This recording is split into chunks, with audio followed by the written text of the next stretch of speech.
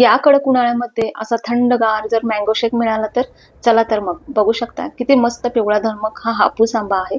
तर याचे आपण छान असे गर काढून घेऊया। अशा ह्या सीझनल फळांचा शेक तुम्ही नक्की करा, हे आरोग्यासाठी खूपच चांगले असतात। तर अशा पद्धतीने आपण हे सर्व गर छान असे काढून घेऊया। गर खूप छान आहे, आंबा सुद्धा गोड आहे, बघू शकता एकदम रसाळ हा आंबा दिसतो आहे।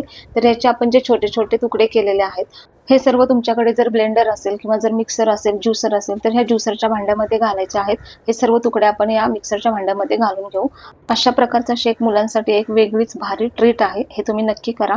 तर याच्यामध्ये आपण हे सगळे तुकडे घातलेले आहेत। आता याच्यामध्ये घालूया आपण एकदम चिल्ड असणारं हे दूध, एकदम थंड आहे।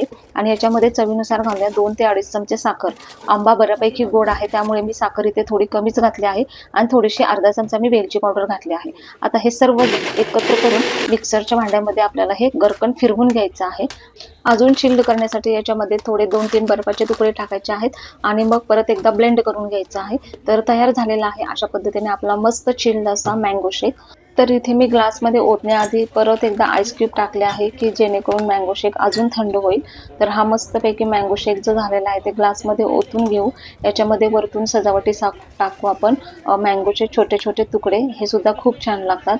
आणि अजून जर या मँगो शेकचा जर रिचनेस वाढवायचा असेल तर याच्यामध्ये आपण टाकू व्हॅनिला फ्लेवरचा आईस्क्रीम, जेणेकरून अगदी आपलं व्हॅनिला आणि मँगो शेक आहे ते एकदम क्रीमी लागेल आणि एकदम खायला थंड थंड आणि कूल कूल असा हा मँगो शेक तुम्ही नक्की करा, तुम्हाला नक्की आवडेल। आणि जर या केक स्पाइस चॅनलवरती अजून नवीन असाल आणि चॅनलला सबस्क्राईब केलं नसेल तर चॅनलला प्लीज सबस्क्राईब करा। येणाऱ्या नवीन जुन्या ट्रेंडिंग पारंपरिक रेसिपीना लाईक, शेअर आणि कॉमेंट नक्की करा। धन्यवाद।